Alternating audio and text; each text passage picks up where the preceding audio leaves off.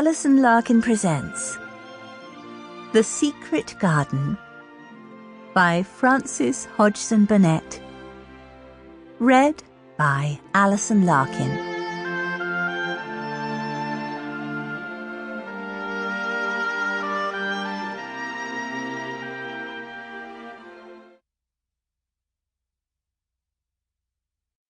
Chapter 1. There is no one left. When Mary Lennox was sent to Misselthwaite Manor to live with her uncle, everybody said she was the most disagreeable-looking child ever seen. It was true, too. She had a little thin face and a little thin body, thin, light hair and a sour expression. Her hair was yellow, and her face was yellow because she had been born in India and had always been ill in one way or another. Her father had held a position under the English government and had always been busy and ill himself, and her mother had been a great beauty who cared only to go to parties and amuse herself with gay people. She had not wanted a little girl at all, and when Mary was born she handed her over to the care of an ayah who was made to understand that if she wished to please the Mem Sahib, she must keep the child out of sight as much as possible. So, when she was a sickly, fretful, ugly little baby, she was kept out of the way, and when she became a sickly, fretful, toddling thing, she was kept out of the way also. She never remembered seeing familiarly anything but the dark faces of her ayah and the other native servants, and as they always obeyed her and gave her her own way in everything because the Mem Sahib would be angry if she was disturbed by her crying, by the time she was 6 years old, she was as tyrannical and selfish a little pig as ever lived. The young English governess who came to teach her to read and write disliked her so much that she gave up her place in 3 months, and when other governesses came to try to fill it, they always went away in a shorter time than the first one. So if Mary had not chosen to really want to know how to read books, she would never have learned her letters at all.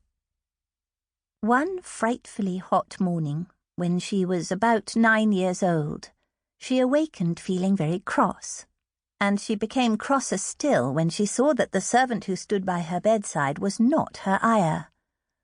"Why did you come?" she said to the strange woman. "I will not let you stay. Send my ayah to me." The woman looked frightened, but she only stammered that the ayah could not come, and when Mary threw herself into a passion and beat and kicked her, she looked only more frightened and repeated that it was not possible for the ayah to come to Missy Sahib. There was something mysterious in the air that morning. Nothing was done in its regular order, and several of the native servants seemed missing, while those whom Mary saw slunk or hurried about with ashy and scared faces. But no one would tell her anything, and her ayah did not come. She was actually left alone as the morning went on, and, at last, she wandered out into the garden and began to play by herself under a tree near the veranda.